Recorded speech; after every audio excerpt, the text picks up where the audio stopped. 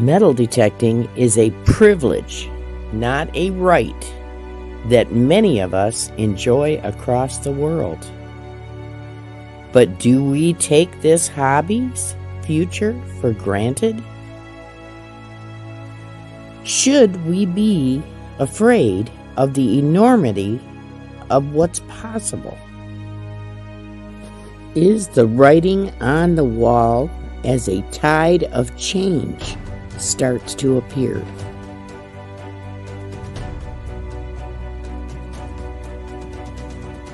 The slow reduction of public places we are able to detect is starting to become apparent. The typical stereotype of detectorists doesn't help, but poor practices and attitude towards those who don't share our passion is adding fuel to the fire. Think before you speak when confronted in mistaken identity. After all, you are an ambassador to the hobby. What you do reflects on this hobby. Are you reasonable and respectful when confronted by someone questioning what you're doing? Or are you adamant at proving them wrong? Do your research or join a club to learn the laws in your area concerning trespassing, or you could end up losing your equipment in court, or worse.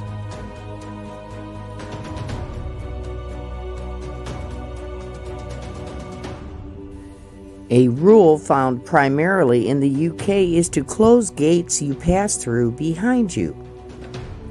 A new upsetting obstacle in the UK is farmers' use of metallic green waste, which destroys their ability to find possible treasures for the British Museum.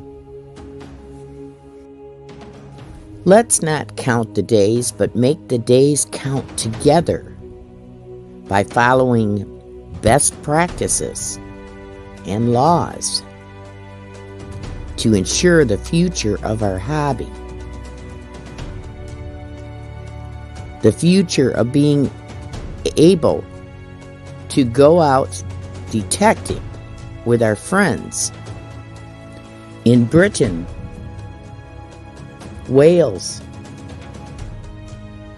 Scotland,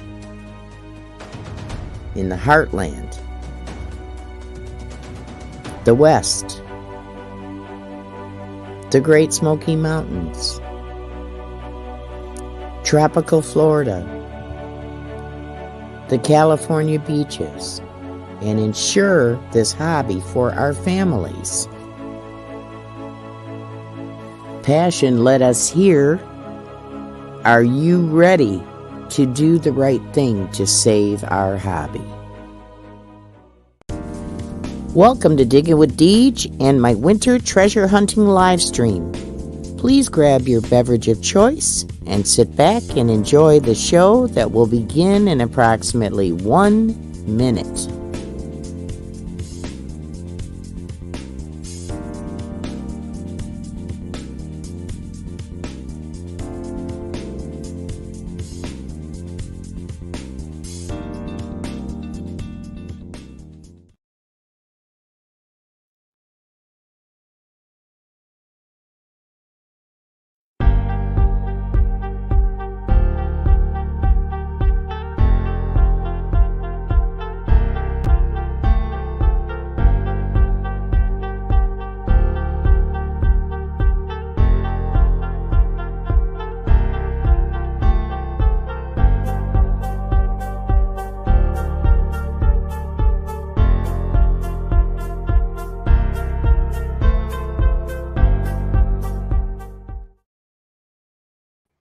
Hi, everybody. Welcome to Digging with Deej.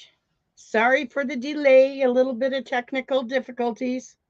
Trying to get Tom Holliday in here, who he's in the chat. He's in the chat. Tom, I've put the link to the StreamYard studio in for you. It'll be in the live chat. Okay? So I want to welcome everybody. I'm not going to have time to go through all the names, but I'm going to try to hit as many as I can. Dan Smoking Treasures, thank you for your membership.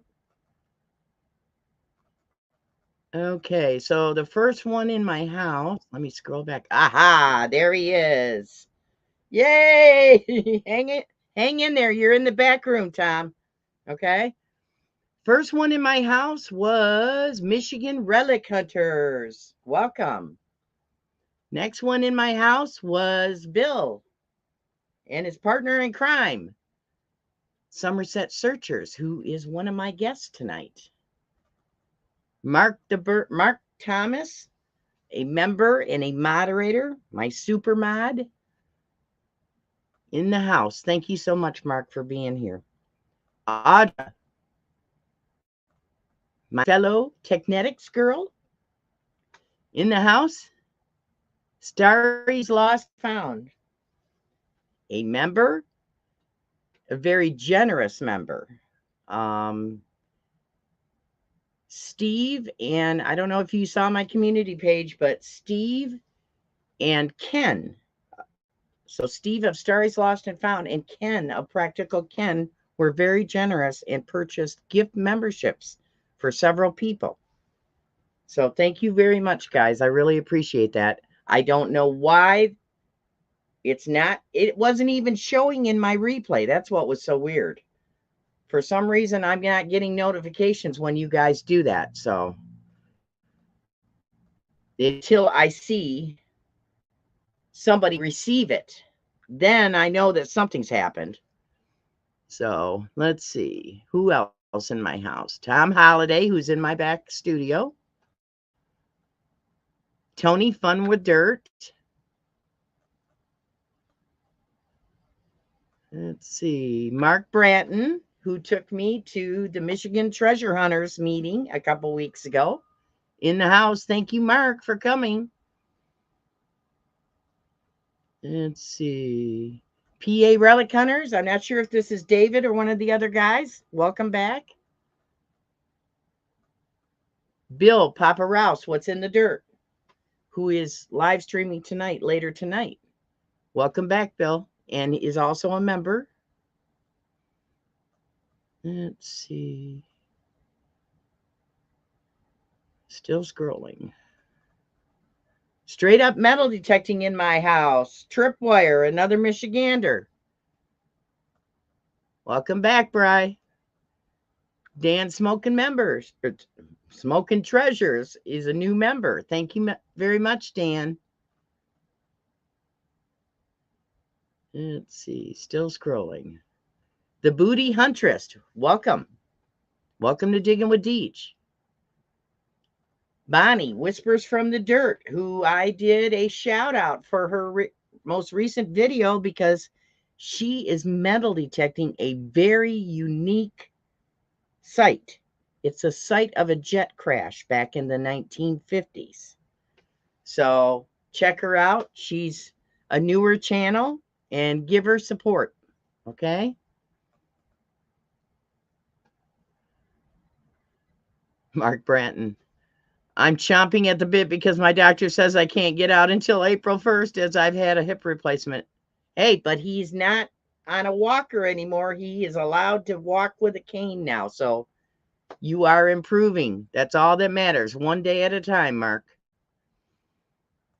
Oh, Bob Rand from across the pond. There it goes.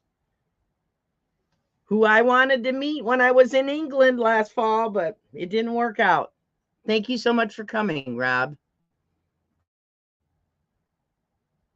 Let's see. Size Detecting, another Michigander who I went up and met. 2 summers ago.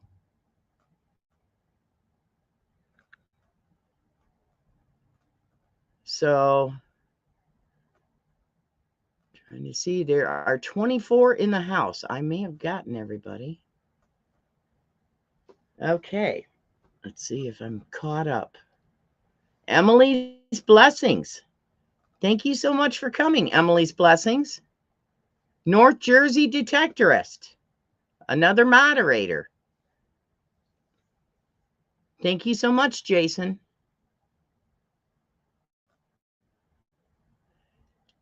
JFA, Johnson Family Adventures. Everybody, I'm having a hard time with this name change. You know, I'm getting more and more used to it. This is the new name for Team Clam Bake. So, Pick and Bean, thank you so much for coming. D. McAlpin, thank you so much for coming. I think up in the chat. William Seacamp, welcome. So, I always, for those of you that are new to my live stream, I always start out with my world-class treasure hunters prayer list, and it's quite extensive tonight. We've got Uncle Al, Oldies and Goodies. These are all YouTubers, okay? Uncle Al, Oldies and Goodies, was in the hospital. I don't know if he's out of the hospital. I don't know if he's in rehab. I haven't heard back from him. So keep him in your thoughts and prayers. Miss Mary Metal Detecting, formerly Mississippi Married Detecting, has the flu. Kay's digging it. Went and did a wellness check and found she was very sick with the flu. So thank you, Kay, for doing that. Swifty's Adventure. Swifty is recovering after surgery. Rob of Rocky Mountain Light Prospecting. He's recovering after surgery. Julie Banshee Mining is recovering from a broken leg. Digging with Squeak. Squeak just had packing taken out from her surgery. Excuse me. She's doing very well, but unfortunately, Bill is ill now. So keep them in your thoughts and prayers. Let's see. Ed Conklin, who Amanda Digger DeGaz requested last week that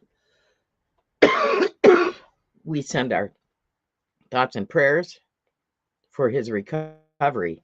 We lost another great detectorist. Now, in the description, excuse me, in the description of my live stream, after the live stream, there is a link, 802 Outdoor Adventures tribute video. So check it out. Goodness gracious. Paul of American Wood and Relics, keep him in your thoughts and prayers. He's recovering from a back injury. And I messaged him on Messenger to see how he was doing. And he's with Belinda at the emergency right now. He could tell me what's going on. So keep them in your thoughts and prayers. Mark the Berg Hunter is dealing with some health issues and seeing a doctor for it. Keep him in your thoughts and prayers. Starry's Lost and Found suffered a loss. Keep him in your thoughts and prayers. Bill Papa Rouse, What's in the Dirt, is undergoing therapy after his surgery. Keep him in your thoughts and prayers. And now I got a giant doggy down here. Go upstairs. Sorry, Chance, you can't stay down here. Chance, go upstairs. Okay. Iron Antler Adventures, welcome. So, tonight's topic is about the future of our hobby. And I want this to be a positive stream, but there are some things going on that I think everybody needs to be aware of, because we can't take the longevity of our hobby for granted. Okay, we live in a zero tolerance society now. So I have 3 guests tonight. Let me bring them up one by one and introduce you. Okay. There. Oop. Let me bring that down there. There we go. There we go. It's like, what is going on, StreamYard? I don't need any more glitches. So we're going to bring up Tom Holliday. Hi, Tom. How are you? Hi, I'm doing good. How are you? Can you talk? Good. I can hear you. Good. Can you hear me? Tom has had a difficult journey with his health in the last year, and I'm so glad you're doing so much better. Thank you so much. So, Tom, what is your title with Michigan Metal Detecting? Well, I am the head administrator. Okay. We have been we've been a group now for damn near 10 years. Very long time. We've got going on 7,000 members. It's a problem-free group. I mean, everybody is amazing. So many newbies coming in. So it's this broadcast, this topic that you're talking about is huge because, you know, with the new ones coming in and just starting out, and there's a lot of them. You know, there's a lot of ethics involved. Right. Well, I want to hit those topics one by one tonight. Gotcha. Yeah. So hold those thoughts, okay? And let me bring the rest of our guests on, okay? Got it. Yeah. Okay. Here is Jack Rowe of Michigan Treasure Hunters. This is another Michigan metal detecting club that I will be joining this month. I did go with Mark Branton, who's in the chat, to check out the group and see if I wanted to join, and I do. So thank you so much. You want to tell us a little bit about how long you've been with your group, Jack? Sure. I joined 7 years ago, and the club's been around since 1974. Wow. We meet once a month on the 4th Tuesday of the month, right here in Livonia. Kind of a fun little group. We try to, you know, we're always entertaining new members. We have like several free hunts if you're a member. Our first one's coming up in March. They make a, you know, that would be like our spring warm-up hunt. And we have a token hunt once a month where they plant silver in the ground. We just had a potluck dinner. And okay, well, hold those thoughts because I'm going to ask each of you questions, and you can answer that stuff then, okay? And my third guest is from across the pond, okay? It's Bill of Somerset Searchers. And Bill recently put out a video about a problem, an obstacle that they're encountering over in the UK. And I wanted to bring awareness to it because not only is it happening in the UK, that problem has come to the US now. So I'm going to start by, Bill, are you a member of any clubs by you, or do you run a club? Uh-oh, did he freeze up? Looks like it. Yeah, oddly enough, I started one about 2 weeks ago. 2 weeks ago you started? There wasn't any local clubs in our area, so... Yep. And he's going to be having a hunt coming up as well. So I'm going to ask some questions, and each of you can answer what your thoughts are, okay? One at a time. So Tom, Jack, and Bill, how long ago did you guys all start metal detecting? I guess I'll start it. started metal detecting probably around 2013. Mm-hmm. 2013. What about you, Tom? Oh, there we go. Okay. Tom, can you I hear lost me? you guys. Oh. Yeah, around 2013, I started metal detecting, and I got Okay. Okay. Tom, can you hear me? Oh, StreamYard, I could kick you. Tom has been metal detecting for many years that I'm aware of. all right, I'm going to change Bill? rooms here and see if I. Oh, there. I can hear you. When did you start metal detecting, Tom? Yeah, that's good. About 2 years ago. Yeah, so 2 quite, years ago, quite new Bill? to it, so to speak. Yeah. Okay. I can't hear you, Yeah. Tom. Yeah. 2. Yeah, I heard you, Bill. Tommy, I can't hear you. Did you accidentally mute yourself? Yeah. No, I don't have him muted. I can't hear you. Can you hear me? Maybe try going out and coming back in again. So, oh, did I just hear him? All right, now I got you. Okay, there you Can are. you hear me? So, all right, yep, good. I can hear you. Yeah. All right. So I started around 2013-ish, I guess. Okay. And that's, I just been going strong since up until the last, year and a half where I couldn't do it anymore. Yeah. So, but I'm ready to go back at it again. You're ready to go to get started again. I know we are all chomping at the bit with this mild weather. Yeah. So, I know. what was the goal in creating the club? Do you have what are your goals, Jack? Well, I'll ask Jack first. Oh, sorry. Yep. Well, our club was actually created well before I even knew about it. I think it started in 1974. Mm-hmm. But our goal is to promote metal detecting, making sure that everybody, continues to enjoy it and protect the, what we do and be able to keep it going for the future too. So education is a big part of the club.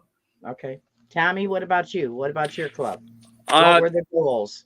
The goals of the club were to get, Michiganders, basically, people from Michigan locally, and, to get them together and share the same hobby and the same love. And it turned out to be amazing. I mean, we had every year we had, great big picnics. We had seated hunts. We had, giveaways. Right up until, again, I got ill and right. I had to stop. But, Chris Ward has been my right-hand man. And together, together we've been trying to do the best we can with the club. And but our main goal was to not only teach the new people coming in, the proper way of doing things, but just to enjoy and answer any questions or whatever, so right. It's just sharing the love of the hobby. Right. Now, Bill, you're in the UK. Do you have very many clubs near you before you started your club a couple days ago? Uh-oh, is he froze? Can you hear me, Bill? What are your goals for your club? Yeah, there's a couple, but I wouldn't call them, if you know, more than 20 miles away.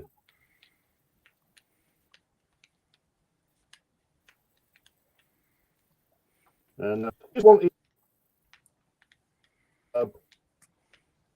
Okay, we couldn't hear you. Detectors, just enjoy. Okay, I can hear you now. That enjoy the hobby of detecting. I mean, it's right. Simple as that. Right.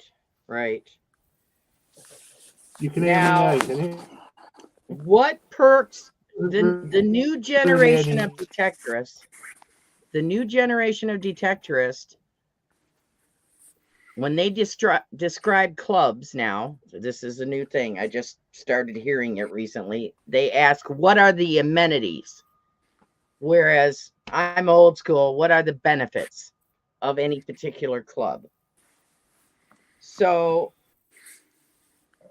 what does your club offer to its members? I'll ask Tommy first this time.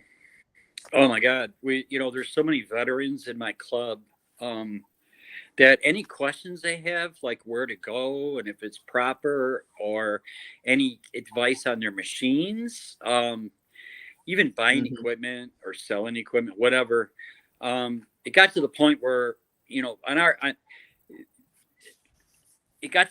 ended up opening a sister page of a buy sell kind of thing, so they can go on there and buy used equipment or new equipment, whatever. But what we were looking to do was just give as much advice and positive attitude about what they're doing, and to make sure that they're properly doing it correctly. Right. So we really push on that, and so that being in a club around other people that absolutely adore the same hobby, it becomes magical. You create friends, you end up hanging out, you end up detecting together, so it snowballs, and it's great. So that's one of the huge benefits. Yeah. Okay. Bill, or not Bill, excuse me. Jack. So what does your club offer to its members? Well, the biggest thing that I like to say is that we do try to share information with members from like Canada and stuff like that. They'll come over and they'll tell us that we can't hunt in a certain area. We want to educate people about, the digging and stuff like that. We also want to help people with equipment.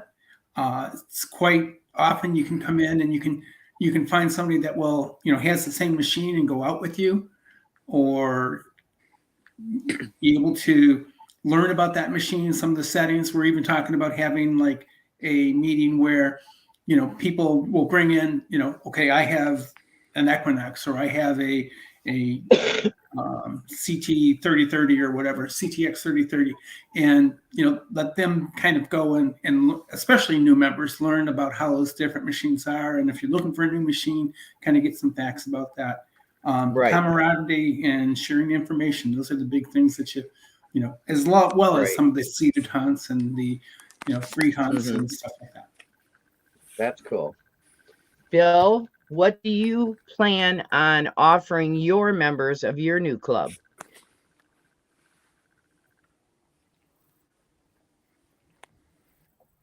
There must be a delay. Yeah, pretty much the same as what Tom and Jack was, emphasis.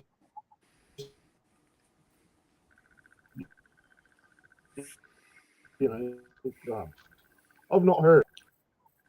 It's just glitching out all the time. I don't know what it's like your end. You can tell you're across the pond. Let's put it that way. That's a long way away. He's not being kind to them. Okay. Yeah. Okay, so. Yeah, but with this modern technology, it's meant to be a tiny little world, isn't it? But oh, it's grown by leaps and bounds, though, ever since the vid. It really has. What for Tom and Jack? What differences? What transformation have you seen from when you started detecting to now that that are noticeable to you? Well, for the longest time, I was going to Michigan Treasure Hunters every third Tuesday. And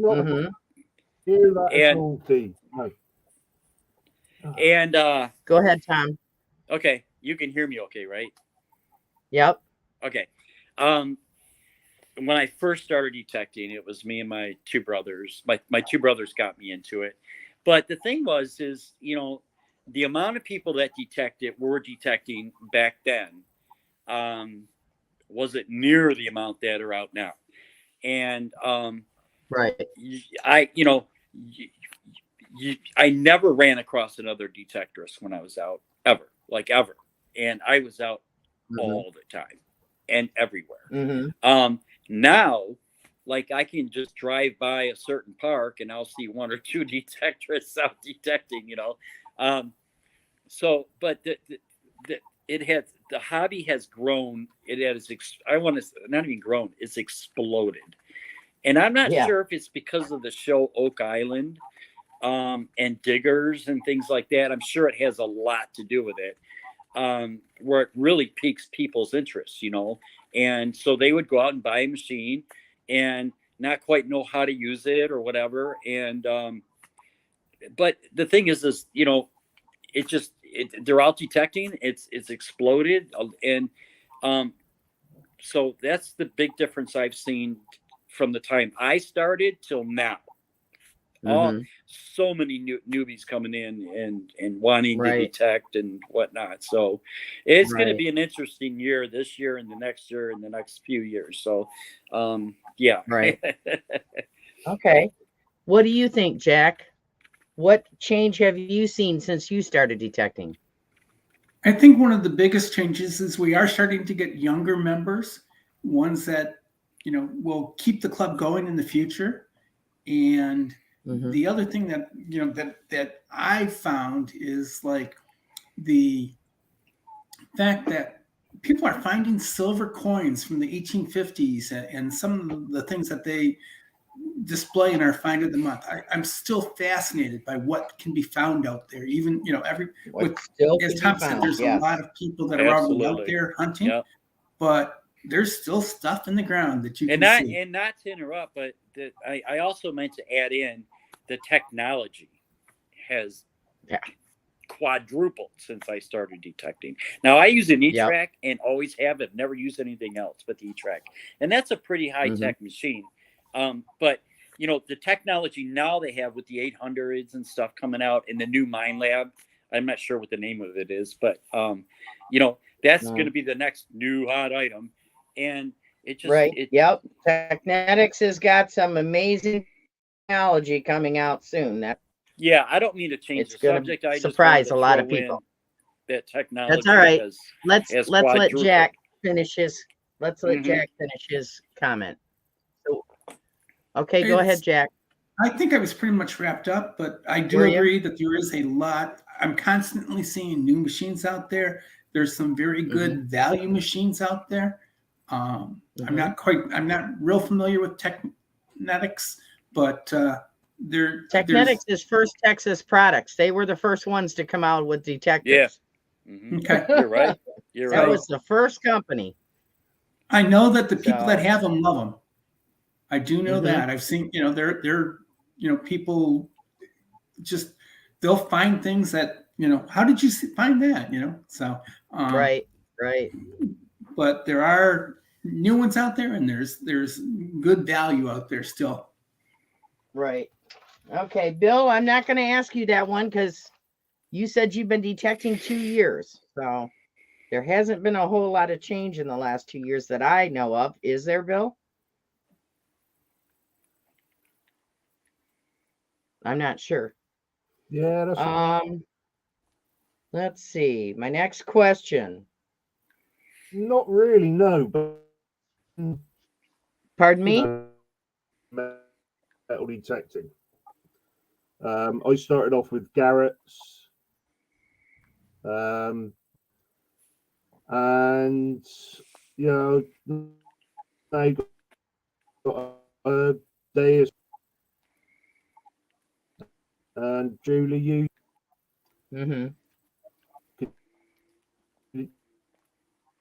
Right. Did you hear any of that?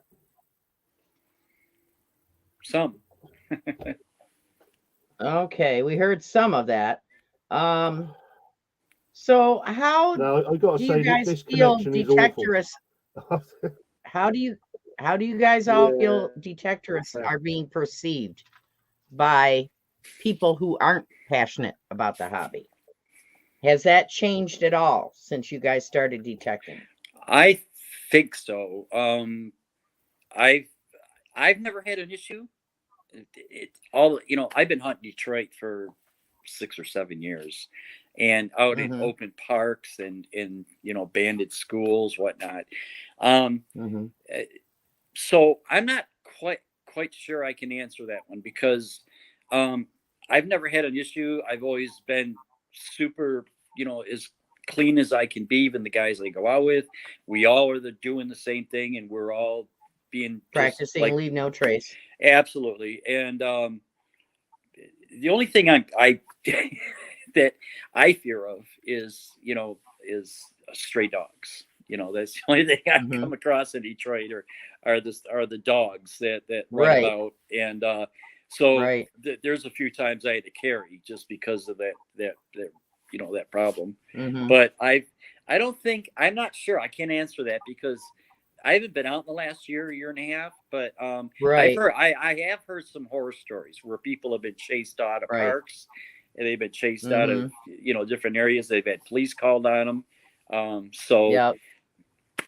People are getting they're watching. People are watching. Yeah. Okay. What do you think, Jack? For the most part, everybody that I've met is curious. Would be the term I think I would use. Right. Yeah. There are times I did get stopped by a park ranger in Farmington Hills one time. He didn't say I couldn't detect. He just said I couldn't dig, as long as I was only getting stuff off the surface. So that I found that to be interesting. We know that there are certain places, like I've been told that Ypsilanti is not a place you can dig, but other than that, the people go up and they're asking questions. Ypsilanti, you can't dig? That's what I was told. Really? Yes. Huh. Wow. Okay. Wow. So, now you have kind of a collaboration with a group in Canada, Jack. How did that come about? I'm not quite sure, but what we do is every other year we switch where we have a seeded hunt. Last year we had our hunt in the U.S. So this coming summer we're going to have a hunt in Canada.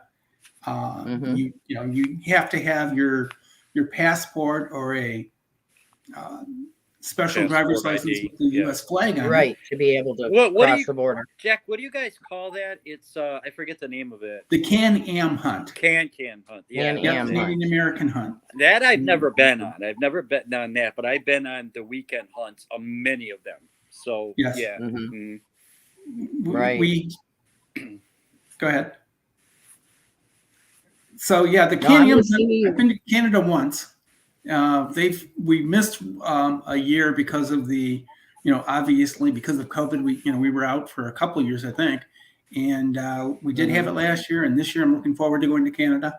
The weekend hunt that you mentioned, that's typically a 3-day hunt at the end of the season, close to the October. Yeah. Definitely, fun time and nice, getting together, and we play cards at night, we play games at night. And we hunt during the day. And they don't tell you where it is until the last minute. Okay. Like the night before, they give you a map. Try to protect the location. Yeah. Right, yes. Right, yeah.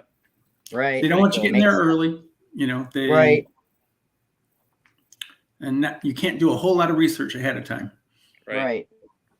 Now, I have had one of my parks change their sign. And even though that particular village of that town says that you can metal detect any township property, that sign of that park doesn't reflect that. So you have to be careful. When parks start changing their signage, you need to read between the lines. They'll say cannot disturb ground or shrubbery. Right. They'll put things like that. So this particular park has sand in their playground, so I just metal detected in the sand. I didn't take a hand digger in. I didn't take a shovel in. And I just used my pinpointer to find it in the sand, Yeah. So, but and another thing is a slow decrease in the number of public places that are allowing metal Absolutely. detecting. And with what you just said is, the thing is you can't be intimidating. You don't want to go in a park with this great big spade, shovel that you would dig a shrub out with. Right. People see you with that and they think you're just tearing the crap out of the park. Yeah, they assume the worst. You want to be discreet. You want to be you don't want to be seen. You want to just if the park is super busy, I wouldn't even go. Go to the park when it first opens. That's right. I go in the early morning or large late at groups of people. That's right. But like I said, you don't want to be intimidating. You don't want to look like you're going in there to just destroy things, because that will get attention and you probably have the police called on you. So if you go with the small, little tea shovel, 42-inch tea shovel, I usually carry it right alongside my leg, kind of use it as like a cane. In one hand, detector in the other. So anyway, that goes along with what you were saying. Don't use the big, aggressive field shovels. No. Bad. Yeah. I really think that the park ranger that was telling me I couldn't dig was basically saying you can't disturb the ground. Right. As you said. So that's right. I think that was his justification. Yeah. Yeah. Right. And many parks now are putting those signs up, just like that. Yeah. So, I'll find out when I go back to Detroit to share some of the older parks what they say. So I don't know. Let's see. In Michigan, there seems, and Mark Branton will probably disagree with me, but there seems to be a controversy over state land. Okay, I went and talked to somebody that worked for the state. You are only allowed to detect state parks that have a designated area for detectorists. That's right. Okay? Yep. Like Island Lake. State land. I know of a couple that parked on a road there was a strip of state land between the road and their permission. They parked on the road, crossed state land to get into their field permission, and got nailed by the state, and they lost everything. They even lost their house. It's nothing to mess with. And they never even put a shovel in the ground. They never put a shovel. It's not trespassing. You cannot be on state property that detecting is not allowed with any of that equipment in your car. Oh, it was a whole state park that just said no kind of thing. Well, no, it wasn't a park. It was state land, but you couldn't detect there. That's crazy. So, for instance, I have a cellar hole that I would love to detect that's part of my family history. Mm-hmm. But I have been told by the state rangers I cannot detect there. But I see other people go to that cellar hole and detect. It's all a part of getting caught or not getting caught, that's not good for. So you have to really do the research, because that's right. You don't want to end up losing your equipment or losing everything. And end up in jail and all that. No, there is no detecting allowed in national parks anywhere in the United States. Right. Now, metro parks or federal land. Right. There is no detecting allowed on federal land. Right. So, but I don't want to make this a negative thing. I just want to make anybody that's new to the hobby aware. There are so many other places to detect than what we just mentioned, the federal and the state and all that. I mean, there in Michigan here, there are, tens of thousands of parks, and there's tens of thousands of small towns, little towns that you would never even know that were established like in 1820s, 1830s, and they have little parks and stuff.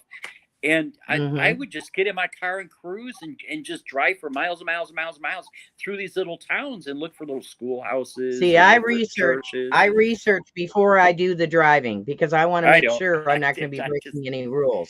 Yeah, no, but I would normally when I do that, I would, if it's a small park and there are no signs, I would detect it. But normally I would ask permissions, like at old churches. I would ask the priest or whoever if it's okay, and even schoolhouses, I'd find out who owns it, get permission, do those. So I mean, it's all part of doing it right. I'm not just like diving in and like free for all. Right. But I love to drive and look for new ground. It's exciting. What? Okay. What did I say? I'm sorry. I thought I heard a cuss word, but don't cuss. No, I didn't. I don't think I did. Okay, good. I was worried. Okay. Yeah, no, I won't. I'm sorry. That's all right. I'm just double checking my chat so I don't miss anything in the chat. So Gary's Metal Detecting says you can detect BLM properties. Now, I don't have anybody on tonight that is from out west.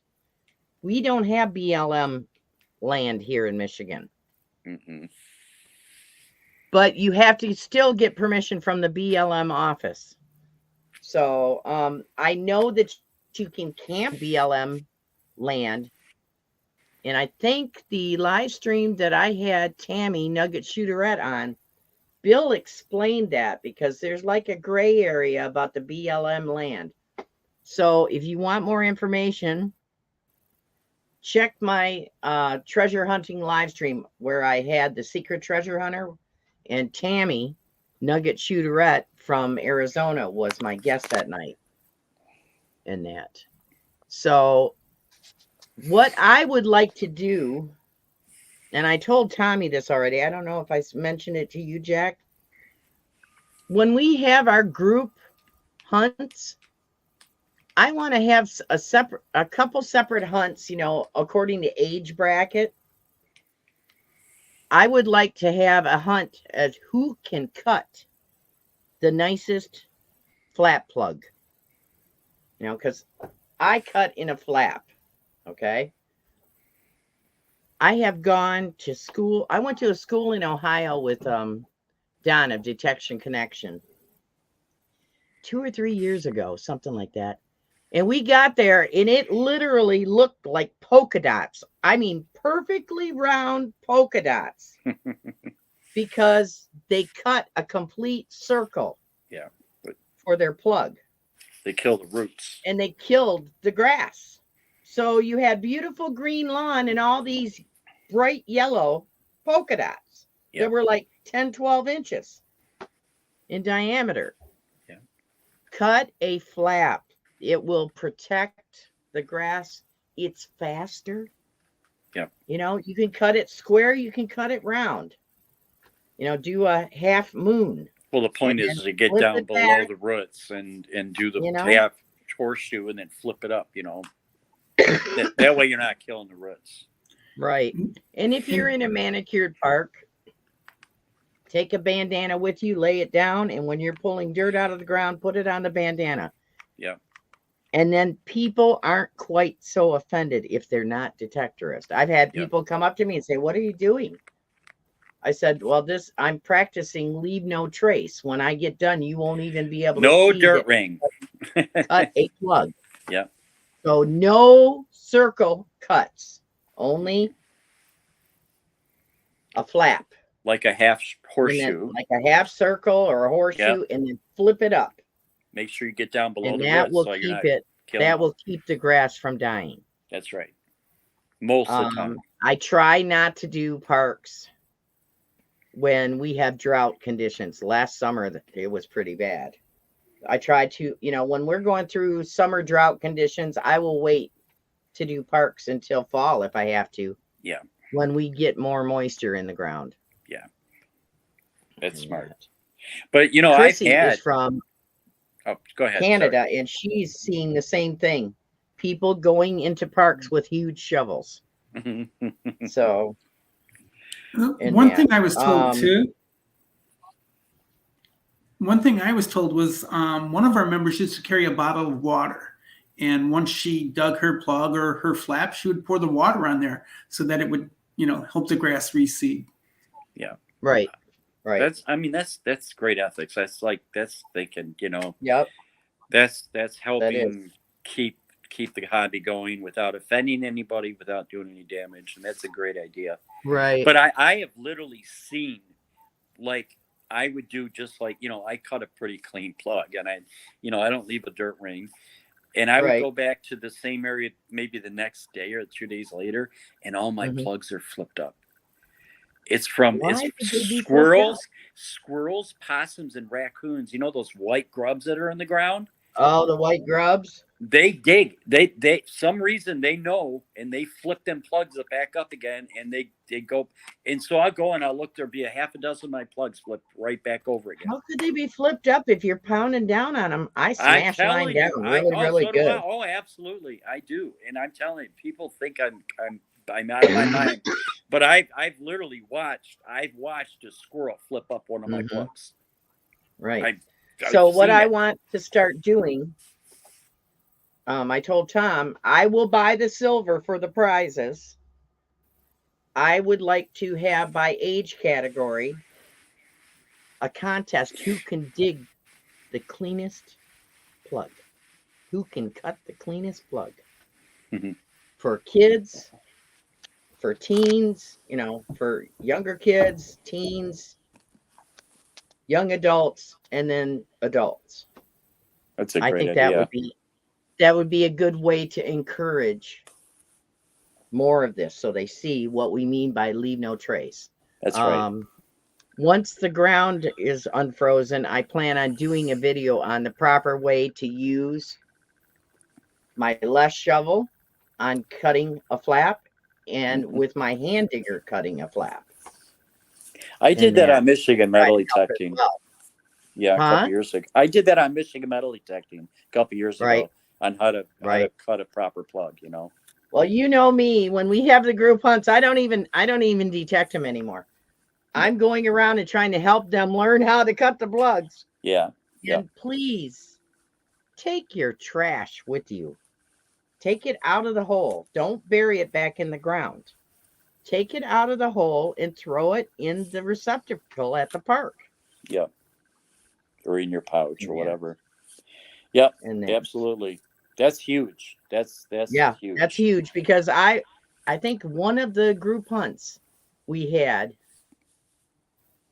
I did detect, and there was a signal in a hole, and I flipped it, and it was kind of a destroyed hole. And I went and I said, all right, whoever is reburying their trash, you're not supposed to do that. Please don't do that. Throw it away. So people are trying to be as quick as they can, I think. Well, they are. And with a group hunt, I really feel like we need to have different hunts for different experience, because you get a lot of coin shooters, no offense, you get a lot of coin shooters that come in, and they're like speed. It's all about speed for them. As they can, yeah. And within an hour, there's nothing left for the people just learning. Oh my God, somebody did a super chat? Practical Ken, thank you so much. Thank you so much for the super chat. But I just want to encourage people to do the right thing. Absolutely. And recently, like the last year or so, I have dug, literally, over the last couple of years, I've dug thousands of wheat pennies, because I use wheat pennies as a tool to find silver. If I get into wheat pennies, then I know I'm silver. Right. So, but in the last year or so, or year and a half before I got ill, I left them I didn't even dig them, because I'm thinking, you know what, there's gonna be younger kids coming around metal detecting. They let them find, some wheat pennies or whatever, because what am I gonna do with them? And so I just quit digging the wheat pennies, and I kind of feel good about that, because it's like, you know, with all the zinkins in the ground, there's that, you know, they're gone within 2 years. There's nothing left of them. And who wants to dig a crusty zinkin anyway? Or, you know, you'll get the copper memorial pennies, you know, the old memorial pennies, which are all fine and good, you know, and they're fun to find.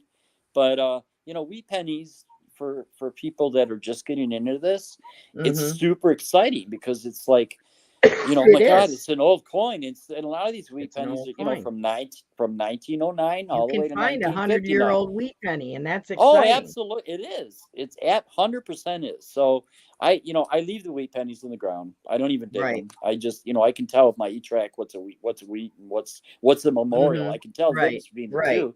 Yeah, and I can tell what a zinkin is. So, I just leave the wheat pennies. You know, and if it happens to be a silver that I passed over and maybe not a wheat, then so be it, you know.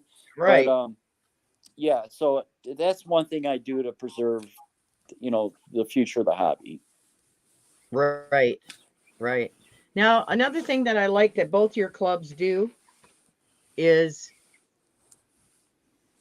for instance, the meeting that I went to with Mark Branton, you guys have a dinner, like a dinner buffet. Everybody brings a dish to pass, and then the club, you know, Michigan Metal Detecting, when they do their picnics. We have a picnic. Everybody where we all brings bring a dish to pass.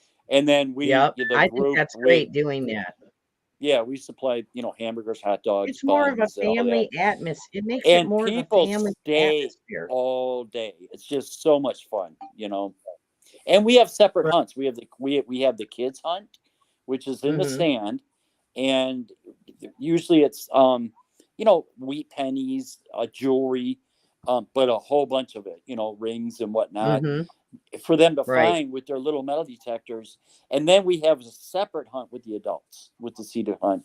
And normally we would put anywhere from 250 to 350 silvers in the ground, and that's a lot, you know. So, and when we first started doing these, I would literally use whatever I found that year and use those as, you know, for the hunt. And so yeah, so that's, you know, it's just, we haven't had it since COVID started, and you know, Chris has been, he's moved and has had a lot going on, but hopefully I'm really thinking about, you know, doing it this September. This year. It would be awesome. If I am not out of town, I will be there to help you. So, and even an open spring hunt, you know, seated hunt, which we do here in Livonia.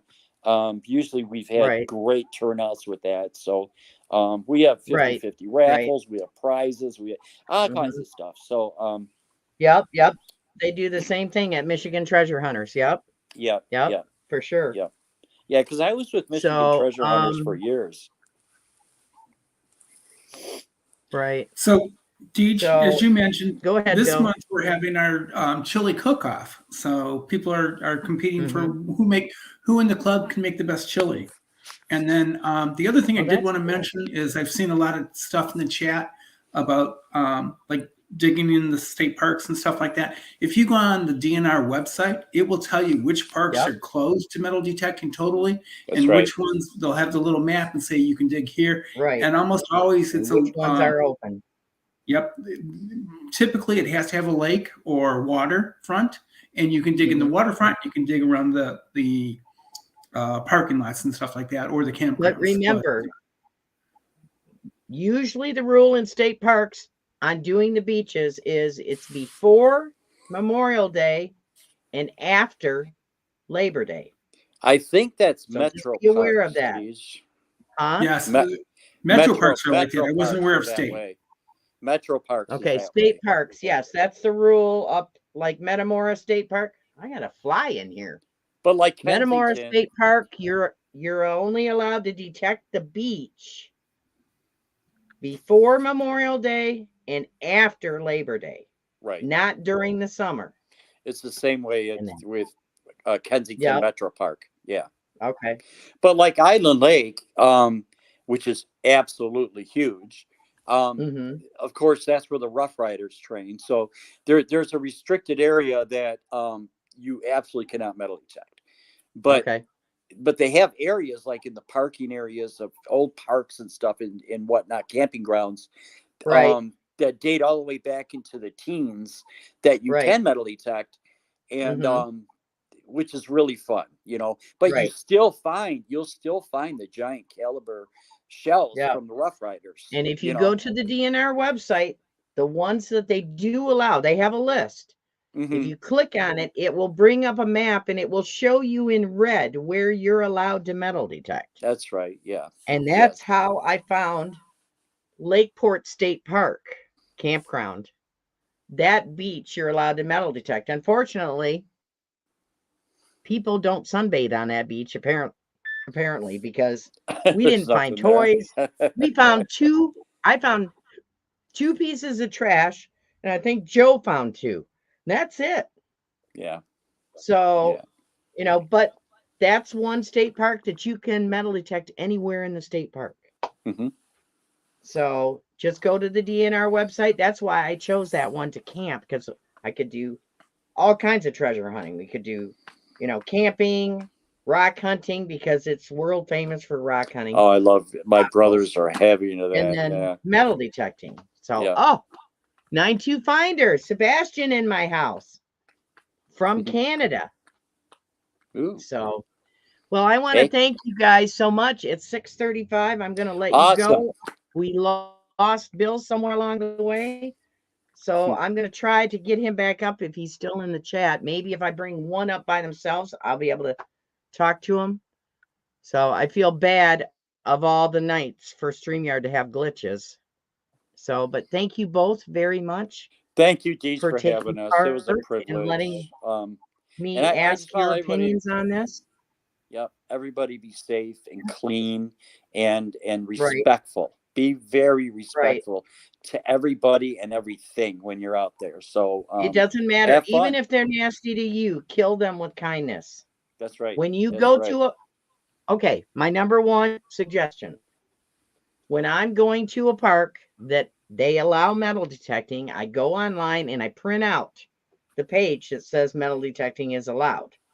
Okay. I take that with me. Good for you. I take a couple of them with me. You're and smart. Then if I'm approached by somebody, instead of arguing with them, I'll just say, oh, no, ma'am, this is allowed. Metal detecting is allowed in this park. Here, you can have this. Smart. That's awesome. And then you're not, they can read it. If they have a problem with it, they can call whoever. Right. It doesn't matter.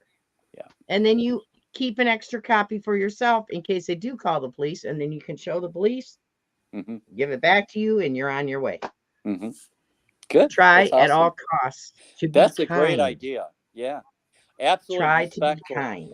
Respect the ground that you're hunting. Respect your surrounding, the people that pass if by. You are doing curb strips, okay? Just don't do them in front of somebody's house. Times. It doesn't matter that the homeowner doesn't own it. The homeowner has to maintain it, though. That's right. The homeowner maintains it. So you need to ask their permission. Absolutely. 100%. Even though they don't own it, you still need to ask their permission. Yes, it's an easement, city owned, and but yes, they maintain it, they water it, they cut it. It's beautifies their home. I just stay clear of those. I wouldn't do that. Yeah, unless I don't do them very often. Like old schools, and curbsides, I do no problem. You know, but I'm clean, and I've never had an issue, and I've hunted hundreds of schools, and never had an issue with anybody ever. Right. So anyway, thank you. Any so last much, words, Steve, for having Jack? us. Yep. Thank you very much for having us. I appreciate it, and really enjoyed being on here with you guys. Next meeting. Good. I'll see you at the chili cook-off meeting, but I'm not cooking any chili. That's all you have to do is sample it and vote for it. So okay, all right. The other thing I would like to say is I've seen some comments about where can you find clubs, and I want to reiterate that you did have the links for both of the clubs, both Tom's and our club. Yeah, I have list my last live description and on my community page for clubs all over the United States. So Jack, you can always watch that live stream, and it will give you tips on how to find clubs on the internet. Jack, What are was you your question, president? Tom? I was going to ask Jack, is he Oh. president of Michigan Yes, he's Treasure Hunters president. now? Okay, so all right. So Mark is no longer. Mark retired from decided president. to Kind of step retired down. from it. Yeah. Okay. Yeah, he's still on the board. But, Yeah. Yeah, he's still on the board. Okay. So is Andy Savage still in the club and all that, or? Andy ended up moving down to Mississippi, I believe. Oh, okay. All right. For work. Okay. We still see comments from him once in a while. Yeah. But Mhm. he's not, still in the club. Okay. All right. Okay. You know what? All right. Thank you so much, guys. Hopefully, I'll see you guys. Or see you soon, Jack, and maybe Deej. Yes. We can get together and Yep. do some hunting. That'd be great. Yep. Looking forward Tell to me meeting when you you're guys ready too. to get out digging. I'll go with you. Okay. All right. Absolutely. All right. 100%. Thank you, guys. All right. See you Good later. night. Be safe. Bye. Goodbye.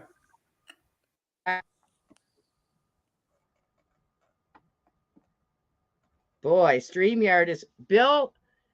Bill, are you still in the chat? I don't know what's going on with StreamYard tonight. Figures, eh? So if I missed anybody in the chat, please don't be offended. It's been multiple glitches tonight on StreamYard, and plus I had 3 guests. So hopefully Bill can hear me. There are links in the description to this live stream. Originally, Graham of Unearthed UK was going to be my guest, and then he was out of town. He thought he would be home in time, and then something came up and he had to stay another day. Oh, wait, did I just see him? There's Somerset Searchers. There you are, Bill. Do you need me to put the... Let me put the link in the chat again. Let's try it again with just one person. I've got a few more minutes.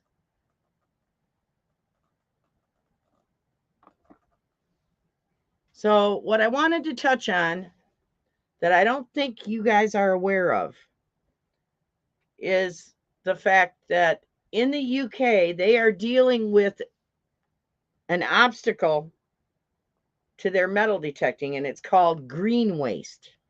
Okay. Now, when green waste first came out, it was a way for people to have their yard waste, their vegetable waste, vegetable trimmings and stuff like that from cooking, that sort of thing. Lumber, wood, yard waste, grass clippings, leaves, all of that to be recycled into mulches. And that was originally what green waste was. Okay. So many years have gone by since they started doing that. And now all of a sudden, the government is allowing 5% impurities or contaminants can be in that green waste. Now, Bill and Graham both put out videos last week because they went to permissions that they previously had and discovered the farmers had put green waste on the fields. And they show you in their videos exactly what it is. It's a combination of plastics, metals. It's supposed to be green. It's supposed to be biodegradable. It's not all biodegradable. So I spoke today to one of my farm permissions owners. Okay. She didn't even know what it was. Maybe her husband does. She was going to talk to him about it, and I told her about it. And, yeah, it's happening over in the UK, and we think, oh, it'll be a while before it gets here. It's here, folks. They're using green waste in California already. And the whole purpose for starting green waste was when you take into consideration the amount of methane that's going into our atmosphere, the number one perpetrator of methane is landfills. Okay. 30% of the methane that's going into our atmosphere is coming from landfills. Okay. Now, somehow, fertilizer companies have gotten involved in this, and they're using green waste and putting fertilizer in with it. And now all of a sudden in the US, you're allowed to have 5 to 20% contaminants in the green waste. Okay. And because this is something that the world is trying to eliminate, the methane.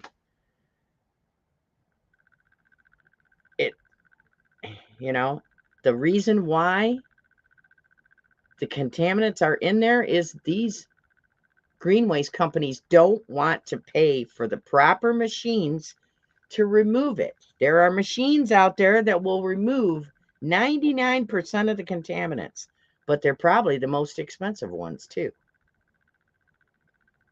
So what happens when you get a field with green waste on it? I think the guys showed it in their videos. You swing over and it's like a machine gun going off constantly. So that's something else to think about. The new technology coming out. Every time you get more bells and whistles, you give something up on your machines. So how are they going to deal with green waste issues? So keep that in mind. If you have farm permissions, do your research. Go online. Research about green waste. You will be shocked. You will be shocked. There are links to several videos in my description to help give you more information about it. Okay? So thank you, everybody, for coming. I'm sorry I wasn't able to say hi to everybody. No time for a giveaway because Audra is next up. Let me find my list. Here we go. So next in line is Jersey History Hunter. I watched Finding Goodies this afternoon. They've got a new video up where they go to a mine. So you have to check that out. Next in line is Jersey History Hunter, Audra and Bobby at 7 p.m.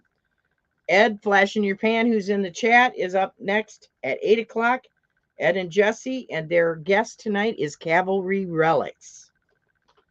Papa Rouse, What's in the Dirt, Bill, is on tonight at 9 p.m. for his live stream. Wednesday, Team Lynch BMD premiere is at 6:30. Bobby Underground Buddha at 7 o'clock. Wednesday. Thursday, Audra Jersey History Hunter weekly video, 6:30. Mark the Berg Hunter and Marty is Nuts About Digging have switched with Can You Dig It, Dawn and Shelley.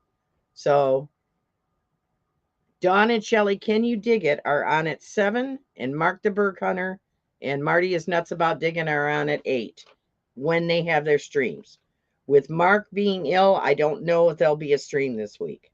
Then at 9 o'clock is Ohio River History's Thirsty Thursday, Shane, at 9 p.m. Friday, my premiere is at 6 o'clock.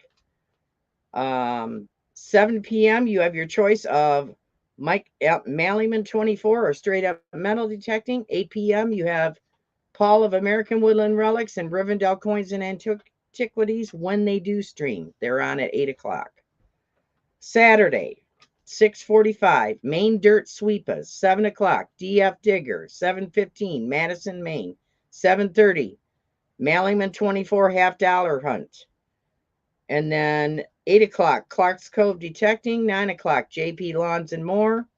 Then Sunday, Starry's Lost and Found is who I normally watch first at 9 o'clock. Before, trying to think, I think it's 8 o'clock is Park Rat Metal Detecting. It started doing a live stream early morning. I think it's 8 o'clock. At 9 o'clock, Starry's Lost and Found and Rob FL Thunder start their live streams. I watch Starry's at 9 o'clock, and then at 10 o'clock, I either go to Rob FL Thunder's or Liz Digging Canuck at 10 o'clock. So you have your choice between those. Coffee with Liz is on at 10. Mayor Videos is on after Rob at 11:30. Then 5 p.m. Eastern Standard Time, 2 p.m. Pacific is Finding Goodies. 7 p.m. The Asylum with Mark Miller. And then on Monday, you've got the Monday Night Digs crew, which this last night I managed to watch everybody. I made an easy meal, so my dinner cooking and eating did not conflict with it. I actually was able to watch everybody, and they had some amazing finds, you guys. So that's it. Thank you, everybody, for coming. Thank you for the super chats, the memberships, and thank you, everybody, for subscribing. And give me a thumbs up. It'll help my channel. See you over at Audrey's. Let's do a Deej raid.